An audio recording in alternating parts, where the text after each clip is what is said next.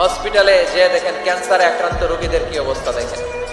Cancer যার নেই কোনো অ্যান্সার, বাঁচবে না সে। ওরে যে জিজ্ঞেস করেন, ভাই আমি তো বাড়ি চাই, গাড়ি চাই, আমার অনেক অভিযোগ, আমি এটা চাই ওটা চাই, তুমি কি চাও? ক্যান্সার আক্রান্ত রোগীটা বলবে, আমি কিচ্ছু চাই না, আমি খালি বাঁচতে চাই।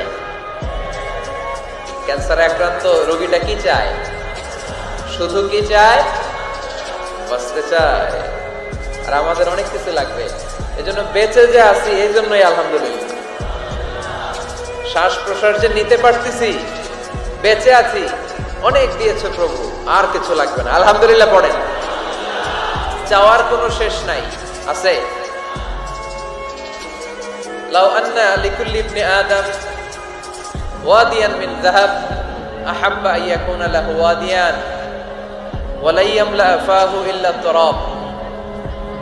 প্রত্যেক বনি আদমকে আল্লাহ তাআলা একটা করে স্বর্ণের পাহাড়ের মালিকও যদি বানিয়ে দেয়। কিসের পাহাড়? সবাই বলেন। দেখছেন শরীয়তপুরে? শরীয়তপুরে নাই স্বর্ণের পাহাড়? কোন দেশে আছে? সৌদি আরব। স্বর্ণের পাহাড় নাই, স্বর্ণের খনি আছে।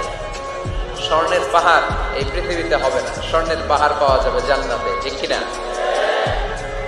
প্রত্যেককে যদি আল্লাহ একটা করে স্বর্ণের পাহাড়ের মালিকও বানিয়ে দেয়, তারা আরো একটা স্বর্ণের পাহাড়ের মালিক হতে চাইবে।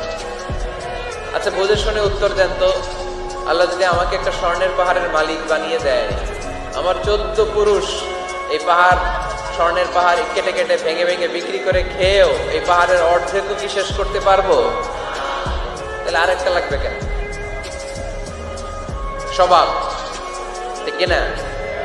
স্বভাব কে?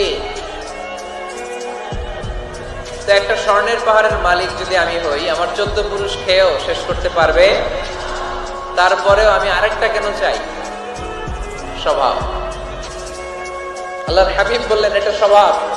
ওয়ালা ইয়ামলা আফাহু ইল্লা তুরাব। কবরের মাটি ছাড়া কোনো কিছুই তার এই জিহ্বাটারে থামাতে পারবে।